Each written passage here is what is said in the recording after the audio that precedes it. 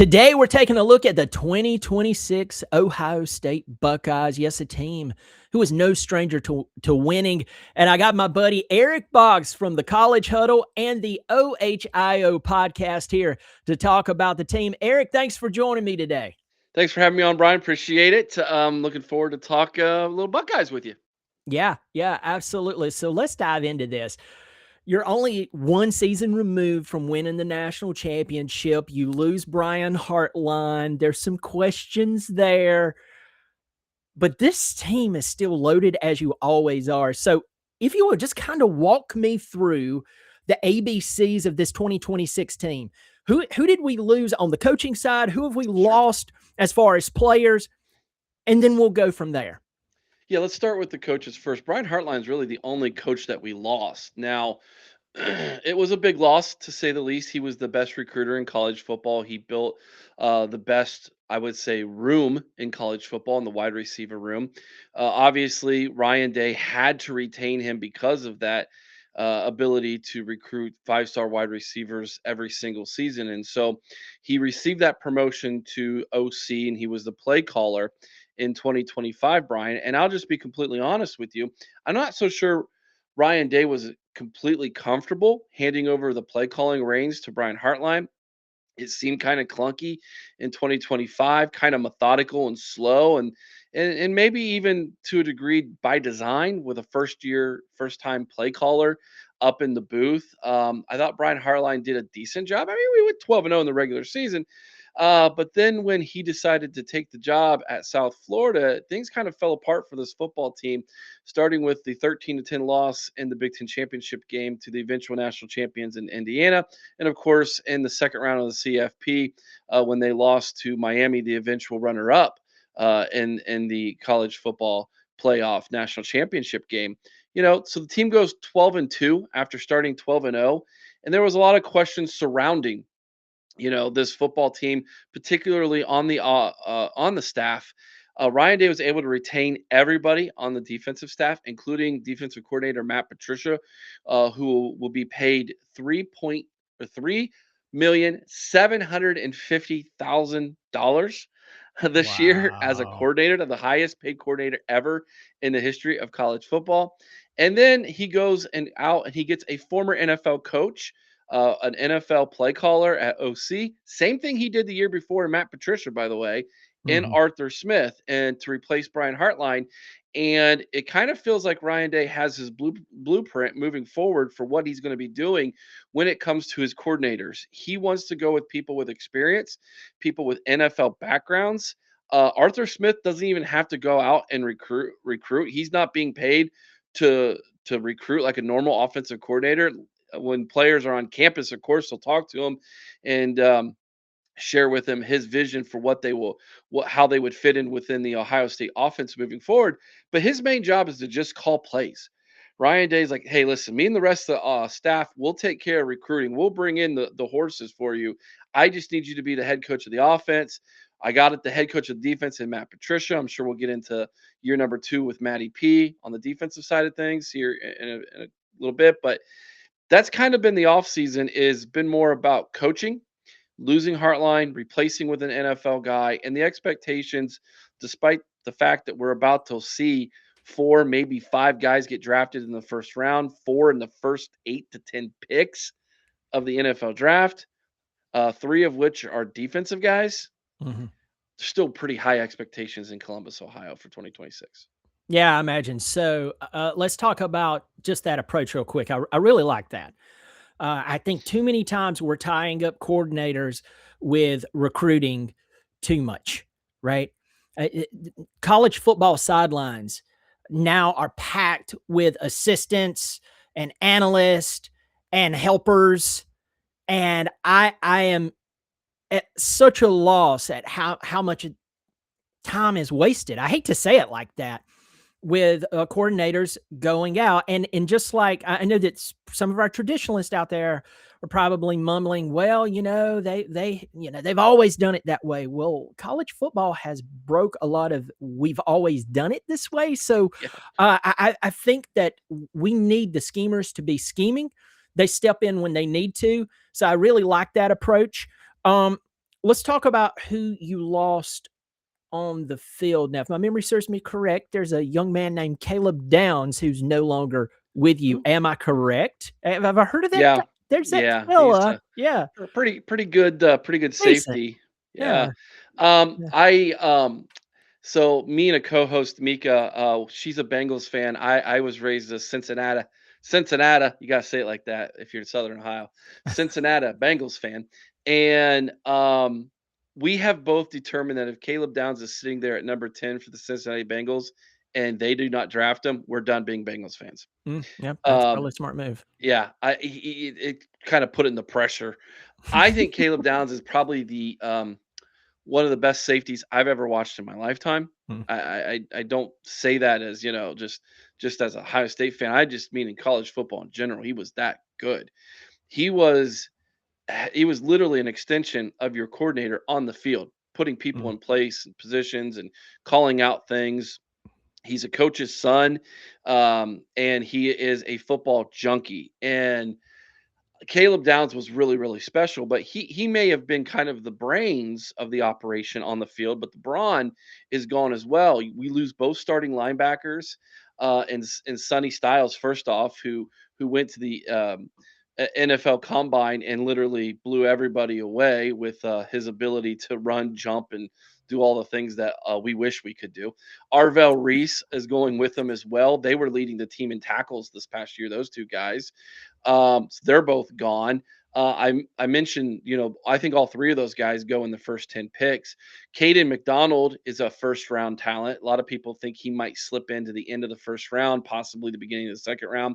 He was our big defensive tackle, K-Mac as we called him. He's gone as well. Oh, yeah, by the way, Caden Curry, who had 66 tackles and led the team in sacks with 11 from the defensive end position, he's gone as well. So mm, there's a lot of places on this defensive side of the ball that need replaced. And of course, who wouldn't want to have a 4-year starter at cornerback? Davison Igbinosun started 4 years in college football, first at Ole Miss and then the last 3 at Ohio State. He's gone as well. He graduated and will be going off to the NFL. So those are five starting NFL talent defensive players who are all gone.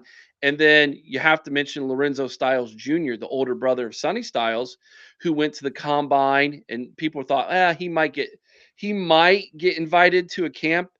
No, he runs the fastest time in the combine, and now all of a sudden people are like, oh, he's a fourth round draft pick at mm. safety. So yeah, that's 6 starters on defense that need to be replaced next year, and that's not going to be an easy task for anybody, let alone Matt Patricia. Let's talk about the offensive side of the football. I know Yep. the unbelievable Jeremiah Smith is back. Who are you losing on that side of the football? Carnell Tate. That's it. Okay. Yeah. Oh, yeah. Everybody else is back. We Yeah. lost Well, us. We lost our tight end. But mhm. Ohio State traditionally doesn't use tight ends very much, especially when you got Jeremiah Smith and Carnell Tate and Brandon Ennis. You got Yeah. all this plethora of talent at wide receiver. And we lost one of the starting linemen who lost his starting job. So you have Yeah, four that'll return happen. you have 4 returning linemen plus the guy who took the spot. So some are saying the entire offensive line. We'll just say 4. The majority of your offensive line is coming back, the majority of which will be starting for their 3rd year on the offensive line. That's huge. Your running backs are coming back. Last year we had 2 freshmen running back, and Bo Jackson and Isaiah West. They'll both be back. Julian Sain, who was in New York for the Heisman at quarterback, he will be back for his 3rd year in college football. And oh yeah, by the way, the best player in college football will be back if he can get the football. Maybe a Heisman candidate as well in Jeremiah Smith. The only question really is who takes that wide receiver 2 spot, the other outside wide receiver spot. And they brought in not one but 2 5-star wide receivers at freshman. And a lot of people know Chris Henry Jr. His dad played for the Cincinnati Bengals. Chris Henry Sr. He's on the team. And there's a kid from Indiana who ended up being a 5-star named Jarkidden Guilford, who might even be better than Chris Henry Jr. Really, really. Yeah, he Obviously, I've heard about Chris Henry Jr. I've yeah. watched his highlight reel from high school. Unbelievable. So Guilford went to the I think it's the Navy Under Armour All-Star game or something like that. He's got, and that week of practice, there was so much buzz like, "Hey, this Guilford guy's unguardable." He's coming out of that, people were saying, "Yeah, he's the better wide receiver than Chris Henry Jr." when they just looked at him in practice. And ever since he got to Ohio State, there's been quite a bit of buzz that he's legit. Now, let's not kid ourselves. They also went out in the portal and got guys who have experience at wide receiver as well. So the talent is obviously there. And that's really the only new coach other than Arthur Smith Mm. at OC. We went out and we got a wide receiver coach from LSU. I don't know why his name has slipped my mind all of a sudden. Give me a second, it'll come to me. Um, If that's the only thing you Cortez forget, Cortez Hankton. There it is. Cortez Hankton. yeah. Got it. If that's the only thing you forget, yeah, good for you, man. You're doing quite well. Uh, I'm a Southerner. I know the Ohio State Buckeyes, but when I look at this team as a college football fan, the second winningest team ever. You have so much history behind you. You have the talent. I mean, you're not running out of talent anytime soon. Ryan Day, I mean, this is a guy, again, who has won at least 10 games every season he's been there, except for that shortened season. If my memory serves me correct, I'm correct, right? He's won Correct. at least 10 games. So he did this before the portal. He did this after the portal, the whole Yes. NIL craze. So now that he has a national championship, would you take a season where you go back to the college football playoff, you lose the first round? What is your mindset there? I mean, I know we're kind of skipping ahead of some things. We're going to talk about the season here in just a second. I was looking at your schedule. There's a lot of fun games on that Oh, one. it's brutal. Yeah, it is brutal. And from an outsider looking in, I see you as a favorite, even with the changes on the defense, because I know the talent that you have back and Patricia being there. But would you take just making it to the college football playoff, or are you looking this team going, we're Ohio State, we don't operate that way? So it's really interesting because I think expectations as a fan and someone who runs a fan oriented podcast where you interact with fans on a daily basis like we do, it's funny to get people's expectations. I would say one of the reasons why a lot of people dislike Ohio State fans is because we're pretty bold and brash when it comes to our football team. Pretty braggadocious, to say the least. But it's because we have such high standards for this team. If this team were to go 10-2 and sneak into the college football playoffs at 10-2, which by the way, they did in 2024 and then went on to win a national championship. I've been trying to reestablish the standard with everybody in that look, we are no longer playing in a college football world where you have to go 12-0, be perfect, go to a bowl game that has been preordained by your conference, go win the bowl game, and then let the voters sort it all out for a national championship. We don't live in that world anymore. We live in an NFL light world. All you need is a chip and a chair, as the saying goes. Just get in. 10-2 at Ohio State will get you in to the college football playoff. They're never going to leave Ohio State out at 10-2. So you got to win 10 of those 12 football games. Now, obviously, a lot of people want to win more. Obviously, they want to win every game. They want to go back to Indianapolis and play for a Big Ten championship. It's been since 2020 since Ohio State's won a Big Ten championship. That's too long on a lot of people's mind. But what's the big picture here? Is it Big Ten championships or is it national championships? And I've had to try and educate people that it's time to kind of reestablish our thinking. This is NFL, baby. Just get to the playoffs. Just get to the playoffs, right? That's all. That's where you got to get to. That's the standard here.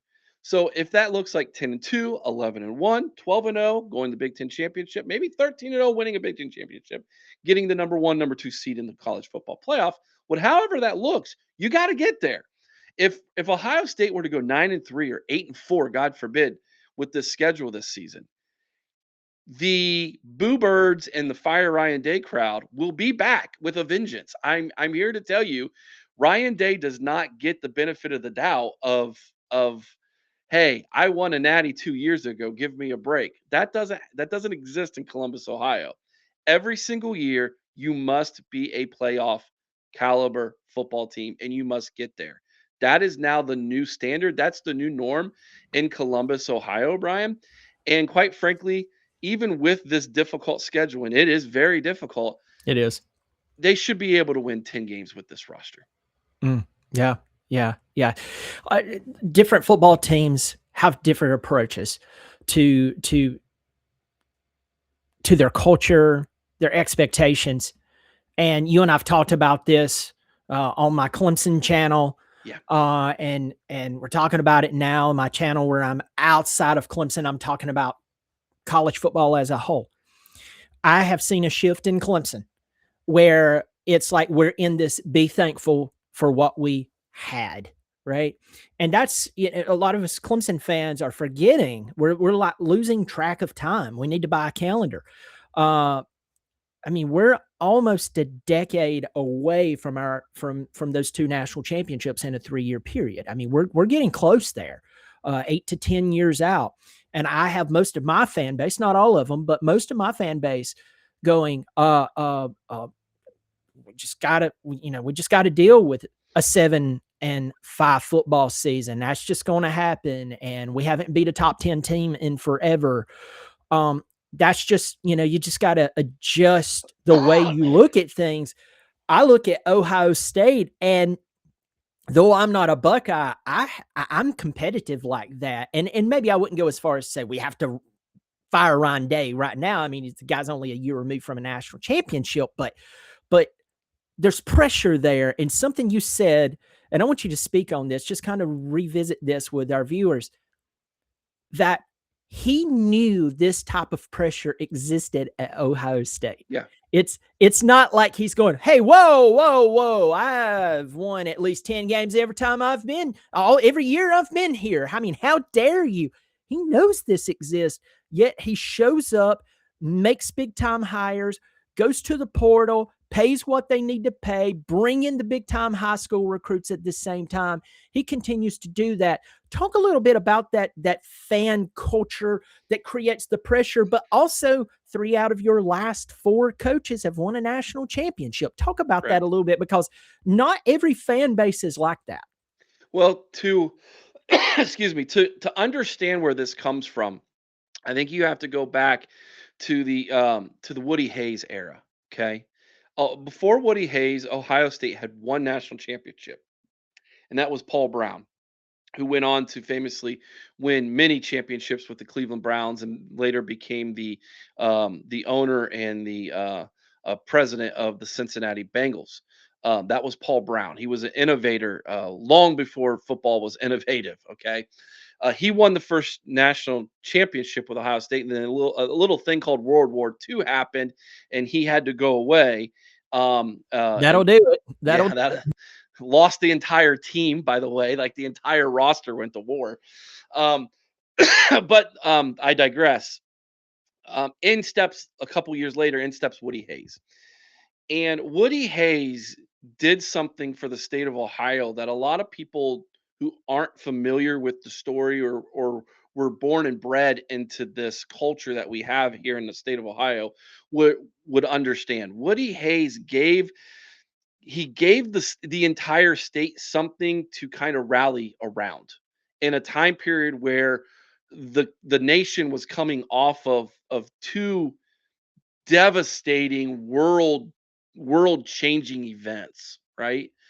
And so this feeling of God, family, and Buckeye football was basically established in every corner of the state, including Cincinnati and Cleveland and Toledo and Akron and Youngstown and Dayton. I'm just giving you all the big metropolitans here in the state, and of course Columbus.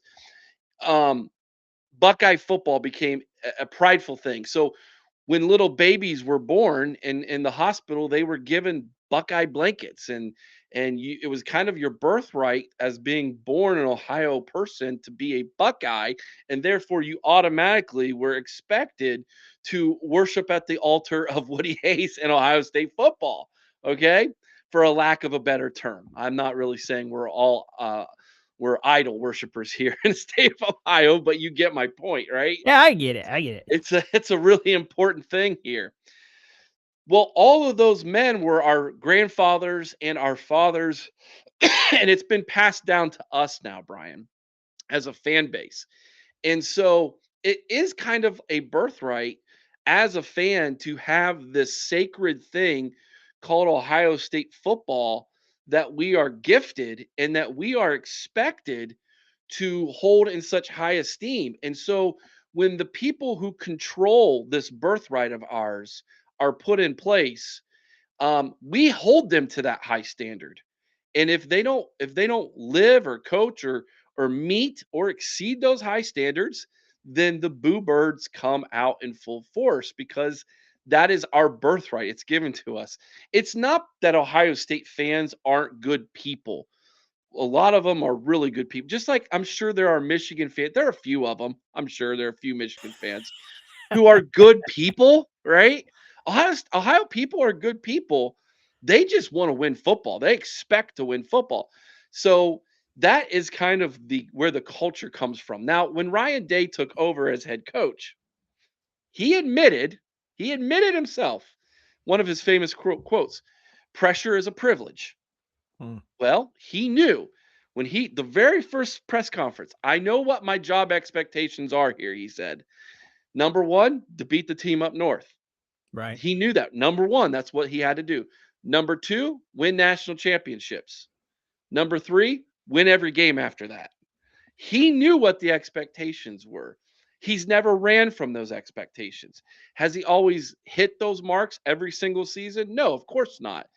No one in their right mind, other than the crazy guy who's a few fries short of a Happy Meal, expects a national championship every single year. Mhm. But we saw what Nick Saban did in Alabama, and Ohio State says, why not us? Why Yeah. can't we do that? So there is a standard in which we hold our coaches at the Ohio State football program level at. And yeah, there's a ton of pressure there, and guaranteed first game this upcoming season, whatever game it might be, if it is a game, if he loses, there will be people online. Kurt Street calls us the lunatic fringe, who are spitting mad, angry, upset that we lost a football game because Mhm. there's only 12 of them a year in the regular season. And gosh dang it, it's our birthright that Woody Hayes Mhm. gave to our forefathers that we're going to win those 12. Yeah. Yeah. It's Well, just a mindset. the thing that I appreciate about it is it has kept the standard so high that you're always consistently. I mean, I'm thinking back over my lifetime. I can think of very few seasons that Ohio State was not a legitimate contender. I can barely think of one. Let me give And you an example. The yeah, guy who replaced Woody Hayes, Earl Bruce, do you know what his nickname was? what 9-3 Earl. 9-3 Earl. Yeah, Like it's a bad thing. yeah, 9-3.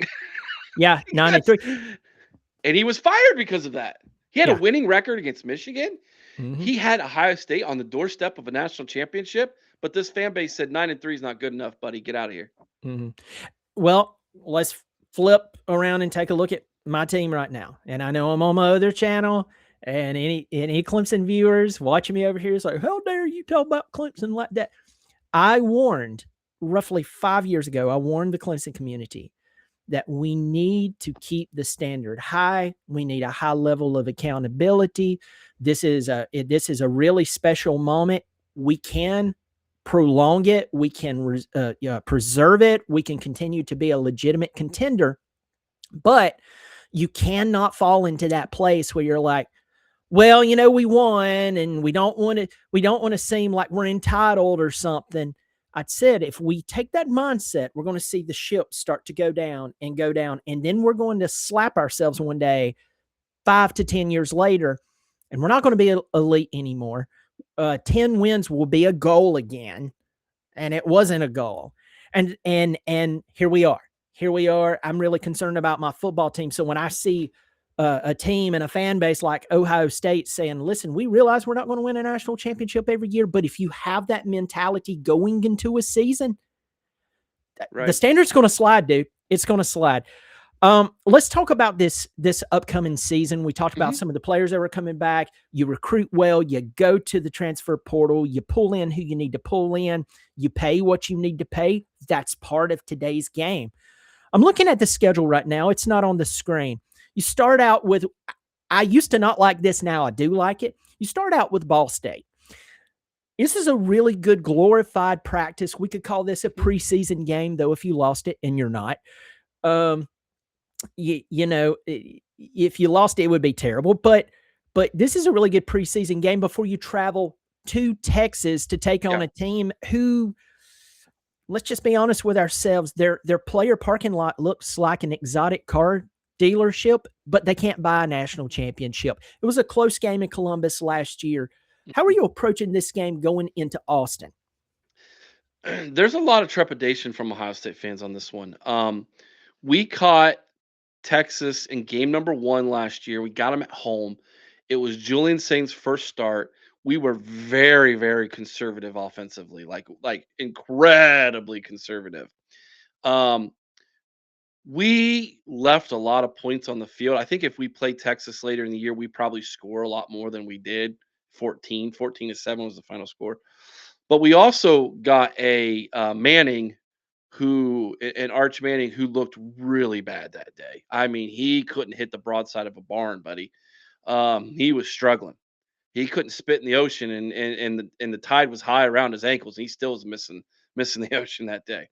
So we understand that we're going to be going down into their neck of the woods this time, down to Austin. They've got all the advantages this time around. It's going to be a difficult game. If we happen to lose this game, it puts us in a very similar situation that Texas was in a year ago. You can't slip up now. You can't lose a third game. You can't lose to a Florida. We can't lose on the road to an Iowa. We can't lose on the road to a Nebraska. We can't lose on the road to a USC. We can't lose to Michigan at the end of the year at home like we did in 2024. You can't do those things if you lose to Texas, which is one of the reasons why these great non-conference out of conference games are going to be going by the wayside here very soon. Everybody's going to be taking the Kurt Signetti model, play 3 cupcakes. Your conference 9 conference games are tough enough. There's no need to give yourself an opportunity to lose another game. So we're going to enjoy this as Buckeye fans because I don't think we're going to get this very much more.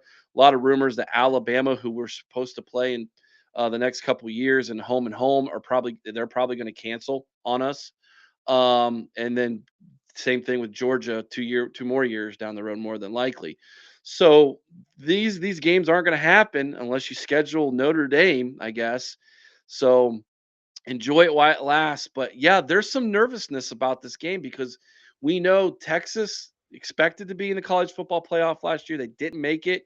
And one of the reasons why they didn't make it is because we clipped them at home and now they get their comeuppance against us. So yeah, we're nervous about it. I know I am as a fan, but I also know that if you go out there and you win that game on the road, boy, that's a big feather in your cap for if it comes down to you and one other team or something that the CFP committee's judging you by.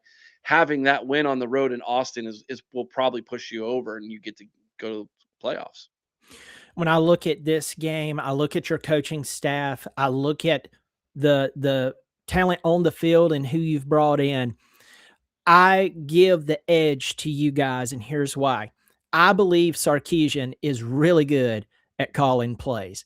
I am not bought into Steve Sarkeesian as a head coach Mm, at this level.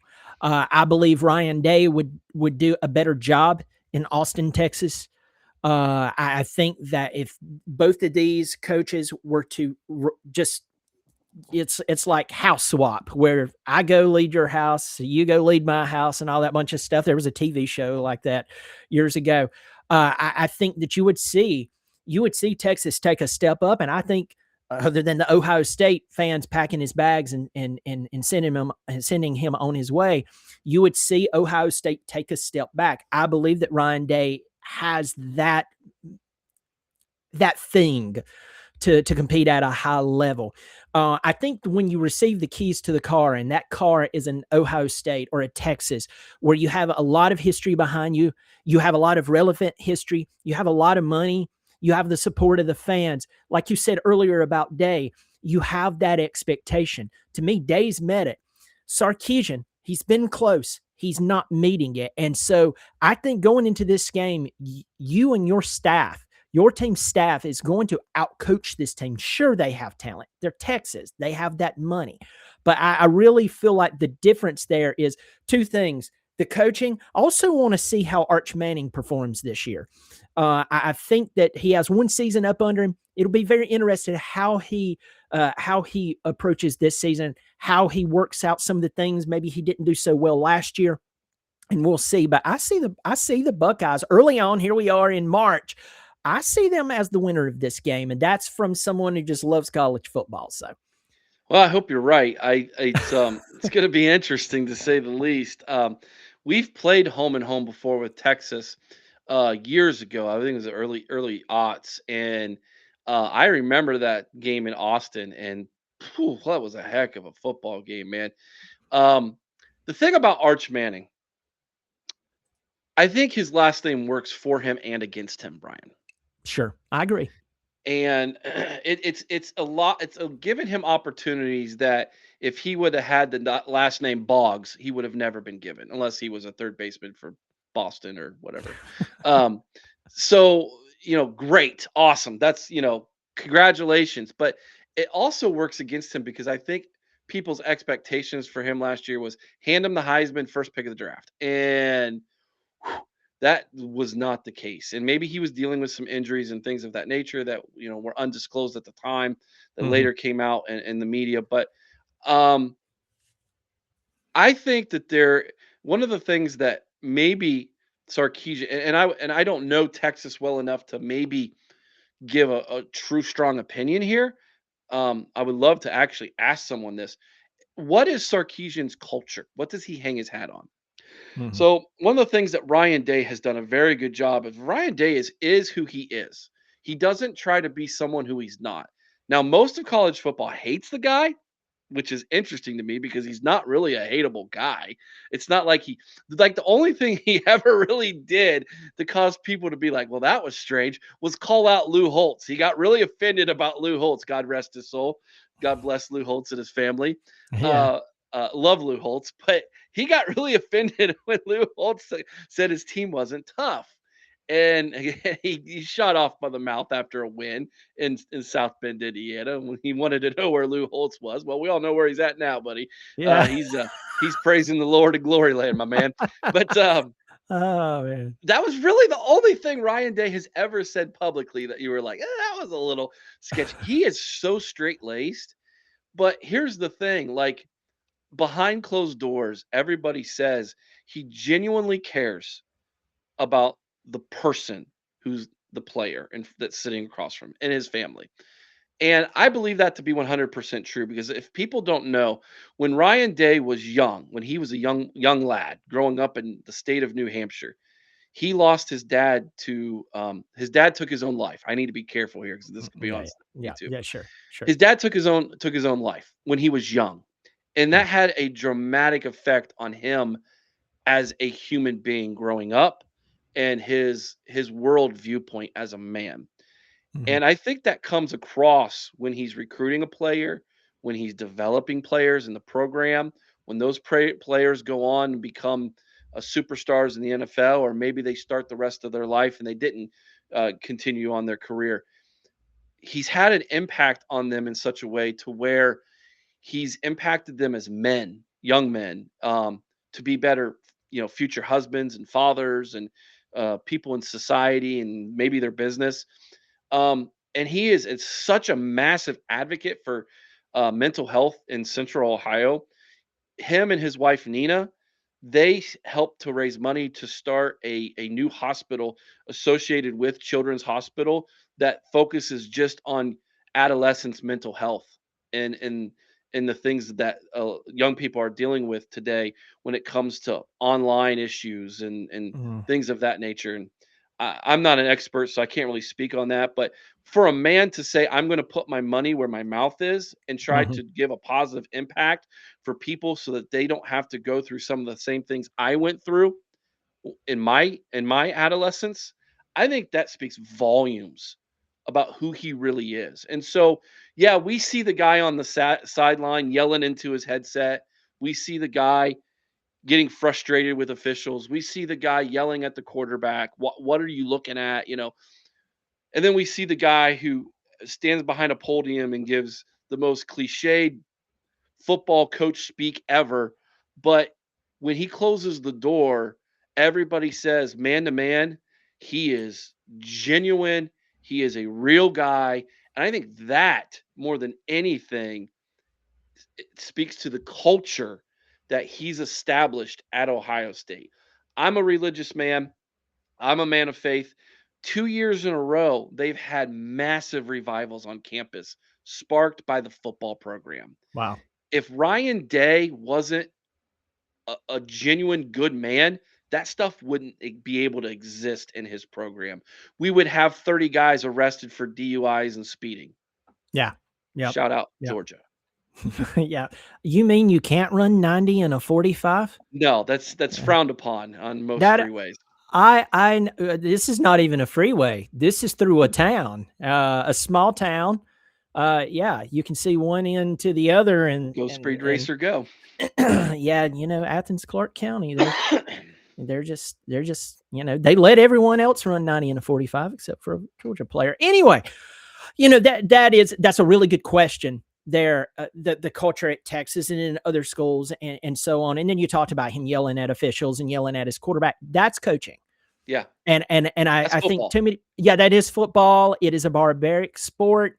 You don't have to be dirty, dirty hits and all that bunch of stuff. And when you're yelling, you don't have to, just cross the line and go nuts. But this is a man sport. This is high testosterone. There's a reason they give you a helmet and a set of pads. And so this is not ballet. This is not, badminton. So I don't think anything of that. Those are really good qualities, and I think that really does affect the culture. But he's also still winning, right? And Right. that's what impresses me. We're going to fly through this schedule because I don't want to keep you too much longer. Oh, you're Uh, fine, man. next up, next up, you have Kent State. You win that game. Unless y'all just don't show up and lose by forfeit. You play Illinois. Brett Belima has done some good things up there. Illinois has not been an incredible gig. I see y'all winning that one. You're going to play the Methuselah of college football, Iowa. Current Kurt Ferentz, I believe the day that he is no longer on this earth, he is deceased, he is expired. They'll still prop him up over there, put the headset on him. He'll Oh, still you be mean like leading what the they did team. over at Penn State with Joe Yeah, Paterno? yeah, well, they did that. Yes, sir. They did. They actually did. You're playing Maryland. Maryland, I don't see that one. Then October 17th. Yeah, this one gets You, juicy. you are playing who I believe is the best coach in college football. I just shameless plug. I know some of your viewers are going to watch this.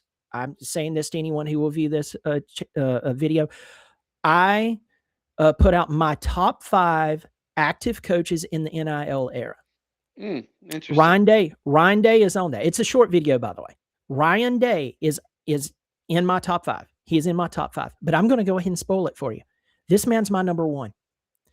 He did not resurrect Indiana because to resurrect something, it Had to be had one. alive. It had to be alive. Yeah, There was nothing there, and this nothing. man, this man did it. I don't expect him to win another national championship this year. I don't. But just the way he handles everything, this man is just something. What is your mindset going into this game, knowing you lost the Big Ten championship to him? It was one of the best games all season. What is the focus now that you go, that Signetti guy, the grumpy dude? Yeah, that guy. Yeah, he has a national championship now. What's the thought process? Revenge. He's got our national championship. That was our national championship. We have a kicker who can make a 20-some yard field goal. We're tied 13. As bad as we looked offensively and as out of sync as we were offensively, because again, Brian Hartline that week took a different job, and it really it really screwed up what we were trying to accomplish as an offense that week. You could just watch the game. We were so out of sync. Um, there's a lot of focus on going into Bloomington where we haven't lost since like I don't even know, probably before I was born, in all honest, maybe 1980, maybe. So, yeah, there's a lot of you're gonna have to go in there. You cannot allow this man to beat you 2 times in a row. You cannot allow that program to beat you 2 times in a row. There's a lot of Ohio State fans who have not come to grips yet that Indiana is actually legit and good. By the way, funny thing, you know how many more times Indiana's been to the 12-team playoff than Michigan has? I'll tell you exactly 2. They've been to both. So Indiana has supplanted the other major power in this big in the old traditional Big Ten in a lot of ways. Kurt Signetti, um, he's the real deal, dude. He is absolutely 100% the real deal. And Ryan Day, I think, understands like, look, they're only going to continue to get better unless you put them down. Like their recruiting is better. They obviously do a good job in the transfer portal, but their recruiting, they just got the best recruiting class I've ever seen in Indiana. Okay. And it's nowhere close to what Ohio State got as far as rankings. But the thing about Kurt Signetti, and you can't deny this, he doesn't care what people's rankings are. He doesn't care how many stars are in front of their name. He finds the guys that he knows he can develop who are going to work in his system, and he does that better in the last 2 years than anybody else has, hands down. So, massive game on the road in it's not an intimidating place, at least it never was. I mean, we used to call it a Columbus West because, and this is a true story. Indiana admitted on their brochures and on their websites and everything, when you see their stadium completely full and it's full of red, that was when they were playing Ohio State because over half that stadium is filled with Ohio State fans wearing scarlet, and you can't tell the difference between crimson and scarlet from so many feet in the air from a drone. They admitted that's when they take all their pictures for all of their advertising. Is when not anymore. They don't need to worry about that anymore. That Wow. fan base is pumped up, and boy, they love to tell you about it online too. As I look at this team and I'm looking at you guys, I I mean, I'm still in shock. I'm still in shock, and I'll tell everyone who's watching this. I told you in a private conversation we had. I said, I am pulling for Indiana to win the national championship because if he wins this thing, this is going to embarrass so Oh many yes. coaches. Oh, Imagine being in Austin, Texas. Imagine Imagine be imagine being in Ann Arbor, Michigan and getting fired because of your side chick. Yeah, imagine being in Gainesville, Florida, and you're in this recruiting hotbed. Uh-huh. I mean, and this guy who could be a meme, just how he's standing, he's like looking like there's something wrong with him. He needs medication, and he takes of all people the second losingest team all time, and in 2 years they're hoisting a national championship trophy. Unbelievable. And not taunting you here, they think about who they beat up into that point. Beat y'all, went to Oregon, beat them, did not play a perfect game, by the way, and No. still won by 10, turned around, massacred Alabama. Now, because as a Clemson fan, I have a lot of respect for Alabama because when we won our national championships, it was against them in their heyday, you know? Mhm. So I have a lot of respect for Bama.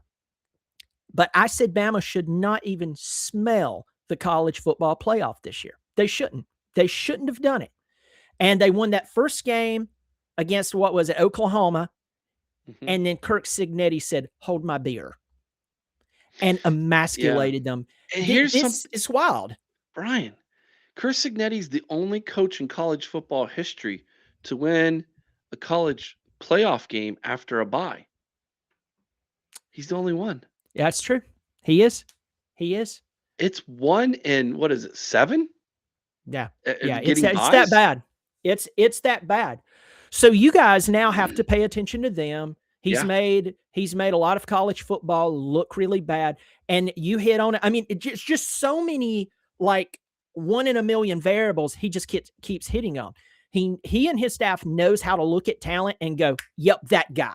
Bring that guy in." Because my team's in the ACC, and I'll tell you this: I barely heard about Fernando Mendoza. Oh, he plays for Cal Berkeley. Who cares? This guy wins a Heisman Trophy and a national championship and looks like a machine. Mm-hmm.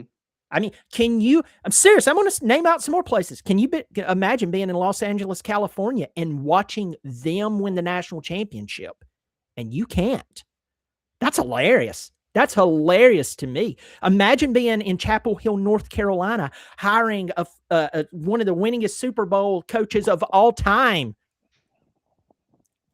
And this guy is the one to do it. I'm a big fan. I'm a huge, huge fan. And one of the things, and I want to get back to this because you're the guest on my show. I don't want to talk too much, but I always love talking to you.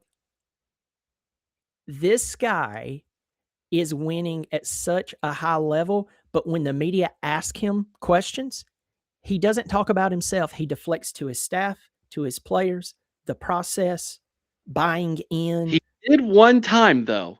Did he? He said, "Google me." That is true. That is true. That is true. And we all did, and we all laughed, and no one laughing anymore. No one's laughing.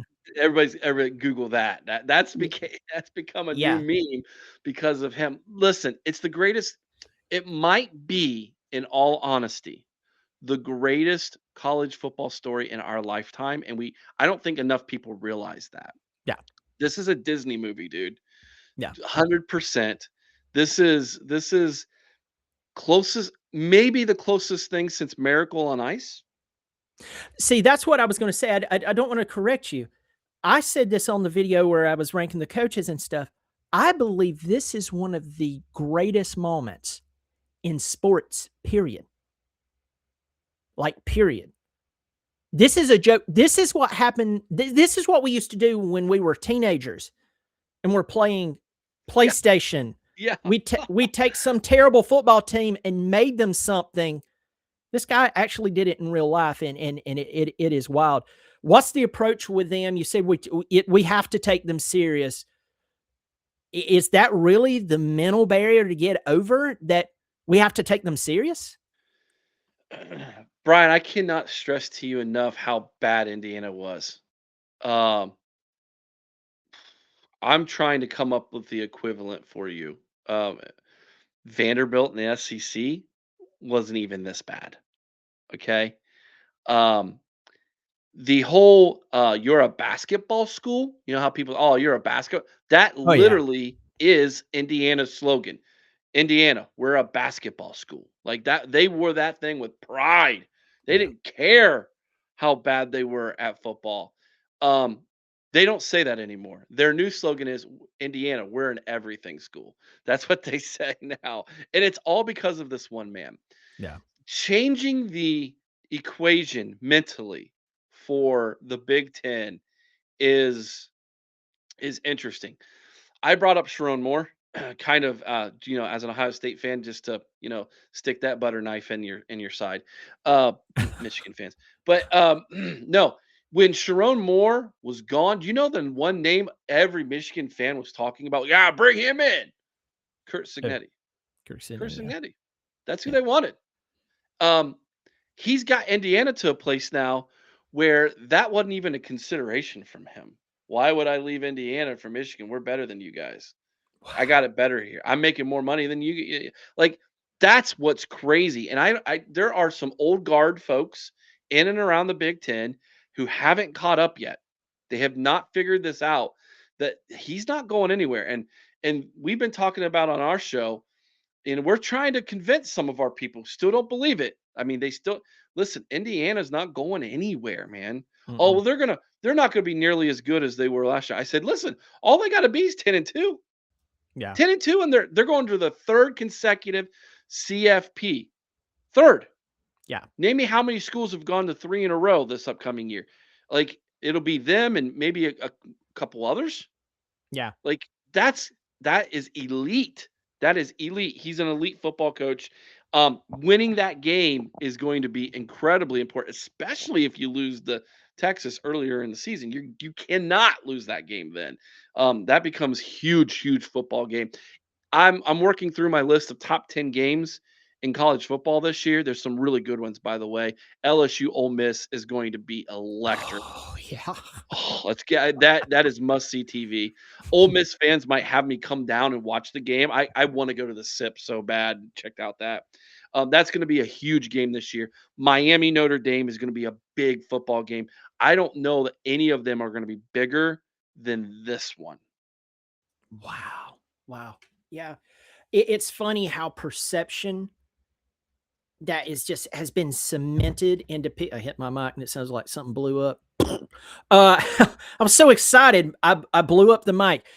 It's funny how perception can get beat into your head and earned through a lifetime, Yeah, and then it changes like that. And then it yeah. changes like that. And it's like I'm wiping my eyes. Am I really seeing this?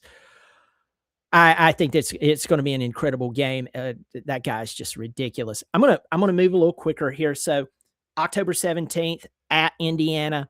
The next week you're at Southern Cal, a team that can recruit really well. The team that I've heard will tamper very well. Yet they just can't get it going. That's really interesting. The next week you have Oregon coming to Columbus. Dan Lanning, he's got humiliated in 2 consecutive playoffs. I don't think that's good for business. Then after that, you have Northwestern, Nebraska. Then you're playing Michigan. We know about that game. But let's really talk about that 3-week stretch of the 17th, 31st, and the 7th. That's a pretty tough stretch. Do you think that your team has the mental stability? When I say that, I don't mean that in a rude way, but they don't eat in or buy into the we're Ohio State. It's like we actually have to show up and play these games now. We actually Yeah. have to play these games. What's the thought there? There's this weird um there's this weird narrative out there that says the reason why Ohio State struggled in the Big Ten championship game against Indiana and then in the playoff with Miami. I don't buy into this narrative completely, but there might be something to that. Is the regular season was too weak of a schedule for Ohio State, and they got somewhat complacent. Maybe they started to read their own news clippings, as the Right. saying goes, and they started to believe that maybe they were a little bit better than what they truly were. There will be none of that on this year's schedule. None of that. That 3-game stretch that you mentioned at Indiana, at USC, home against Oregon. There's a bye mixed in there somewhere too. Um, that will make or break the season for this team. It'll make or break the season. If they go into that stretch undefeated and they come out with two wins and they've got only one loss going into the final of the year, take it. I'll take 10-1 going into the game, the rivalry game. Because Let's talk about that stretch is brutal. That stretch is brutal. If they come out of that thing 3-0, whoo, yeah. hang on tight, baby. We got ourselves a team. Kyle Whittingham taking the job up there is one of the weirdest things It's that it, has. it's Yeah. not when you know how bad it was, Brian. They got the perfect guy for the situation that they need. Um, Ann Arbor was a to use the word dumpster fire sounds too cliche. It was the juices that were left over in the bottom of the dumpster that didn't burn off after the fire was put out. Wow. That is what the culture had become up there since Jim Harbaugh split and left. 14 coaches and personnel who were a part of Jim Harbaugh and Sharon Moore's staff, 14 have either been arrested, fined, or fired because of cheating, DUIs, inappropriate relationships, arrested by the FBI. I kid you not, 14 of his staff. That culture that was there that Jim Harbaugh ran away from Yeah. let's be honest, and left Sharon Moore as a scapegoat for, that has to be fixed and addressed. That is Kyle Whittingham's number one job. Mm. Reestablish the Michigan culture that used to exist. As an Ohio State fan, I can't stand them. I find them arrogant, pompous, all of the above. But Michigan used to be respectful, Brian. Mm. They are not respectful anymore. There's nothing about that program, the players, the culture, the fan base that was respected by anybody in college football anymore, especially by their rival in the rest of the Big Ten. Kyle Whittingham might be one of the most respected college football coaches that still exists today. Mm. That's why he's there. Mm. No football coach ever has won their first national championship at over the age of 66. There's been plenty of coaches who have won national championships who are older than 66, but it wasn't their first one that they won. They all Mm. won them before. He would be the first one ever to do that Wow. if he were to take Michigan to a national championship and win. I don't think they hired him to win a national championship. I don't. I think they hired him to kind of reset things there. It was that bad. And Michigan man will deny it to your face. They will call you crazy. They will say you're jealous. All of those things. Brian, it was bad up there. All you got to do is turn on the evening news and another day, another Michigan man story about getting in trouble with the law. I mean, even the players recently got caught in the locker room hotboxing. So that's what he's dealing with. And I've been trying to say that to Michigan man, guys, he's got to tear that thing down to the studs. And Mm. even then, he might find some of those studs that need replaced. Yeah. That's his job there. I do not look for Michigan to come out of this thing 11-1 this year. Just you know what he's holding on. If Bryce Underwood can make that leap in year number 2 and become a Heisman candidate, maybe they can make the CFP. Maybe. Mm. That's wild. That's wild. Being here in the South, watching what's went on up there, and just kind of shaking my head because they're only 2 years removed from a national championship. It's very odd. Now, this is where I think really good balance, and I know you're not arguing this, but there's certain fan bases out there who they're like, well, see, we have a good culture, but you're not winning. Having a good culture brings everyone together to realize, hey, I'm playing for something more. There's really, we need to be good teammates to one another. We don't need to be out, raising Cain and smacking our girlfriends around and getting arrested for this, that, and the other. We don't need to be doing that. We need to be good citizens and so on. But they built this football stadium and put this football team together to win. Yeah. And so we want to be good people, but we're also want to be good people that plays football very, very Right. well. And then some programs just get to such a bad place that you have to tear it down all the way to the studs. And as you said, even look at a few of the studs and go, I even got to get rid of them. So Yeah. that'll be interesting. I see y'all, because of everything that's went on up there, I see y'all as a favorite in that game as well, unless Whittingham shocks the crap out of us. Well, like I said, there's an X factor there, and that X factor is Underwood. Now, he did not look good last year. No, he didn't look like that money they were paying him. No, no. No. So his development, the step that he takes from year 1 to year 2, that means everything for that program. If that step isn't dramatic, there will be issues. And the Big Ten, by the way, Brian, is not getting any worse. You got Pat Fitzgerald going to Michigan State. Yeah. If for football people, anybody who's a football person knows he's going to turn that program around. He will. He will. Northwestern, guess who their offensive coordinator is all of a sudden? Chip Kelly. Yeah. Chip Kelly went to Evanston, Illinois. That is wild. That might be one of the craziest things to watch this year. Oh yeah, Michigan State's old quarterback, he went to Northwestern too. Pretty good quarterback. Yeah. That's going to be an interesting thing. You brought up Iowa and Ferentz, the most paint drying program in history. Punting is winning in their opinion. Not scared of them, but by golly, if you don't bring your A game, they'll beat you. They will beat you. Yeah. They will. Yeah. They will beat you. The Big Ten is legitimately, I think, better than the SEC. I don't think there's an argument anymore.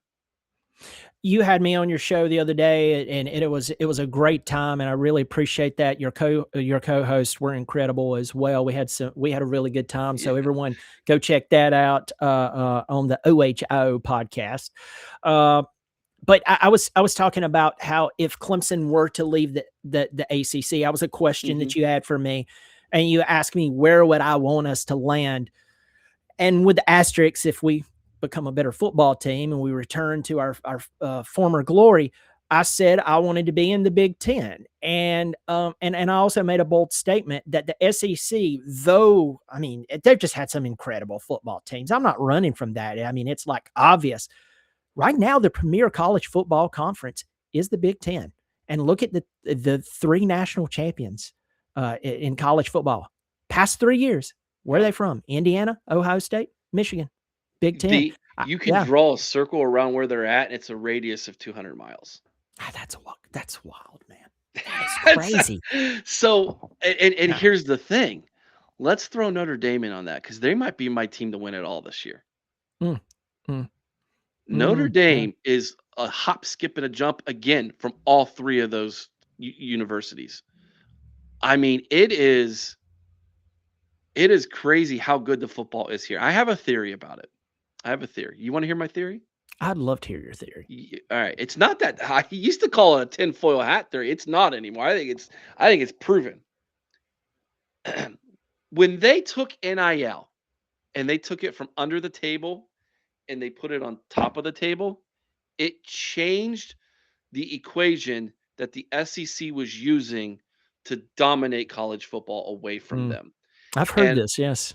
I think the proof is in the pudding when you see so many SEC people and apologists say it's hard to compete against the Big Ten because they've got more money than us, is what they say.